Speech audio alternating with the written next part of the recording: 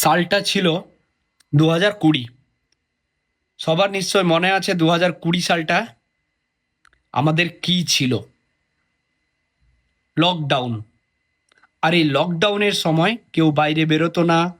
স্বাভাবিক কিছু দরকার পড়লে বাইরে বেরোতে হতো, না হলে না। আর তখন দোকানও চালু থাকতো সিমিলার, মানে টাইম, নির্ধারিত টাইম থাকতো। এই টাইমের মধ্যে দোকান খুলতে হবে বা এই টাইমের মধ্যে দোকান বন্ধ করতে হবে। গোটা ভারতবর্ষ জুড়ে যখন লকডাউন হাহাকার, তখন তামিলনাড়ুতে একটা বাবা আর একজন ছেলে, বাবা আর ছেলে মিলে দুজন একটা দোকান চালাতো।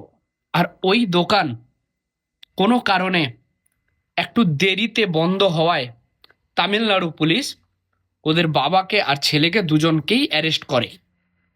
আর অ্যারেস্ট করার পর ওদেরকে এত টর্চার করে, বাবা আর ছেলের দুজনেরই মৃত্যু হয়। আর এখন সাল হচ্ছে 2026।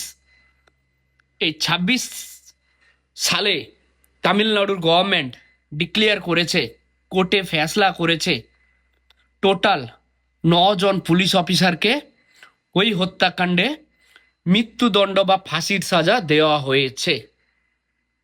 তাহলে ভাবতে পারো, আইন সবার জন্য সমান হওয়া উচিত, সেটা যেই হোক না কেন। তাই আমরা তামিলনাড়ু সরকারকে স্যালুট জানাই। এই রকম জিনিস যেন আর কারোর সাথে না হয়, বা যদিও হয় তার সাজা ঠিক মতো পাওয়া উচিত।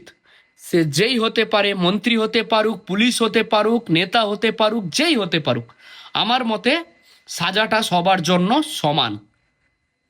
তোমাদের বিষয়টা যদি ঠিক মনে হয় তাহলে আমাকে কমেন্টে জানাও।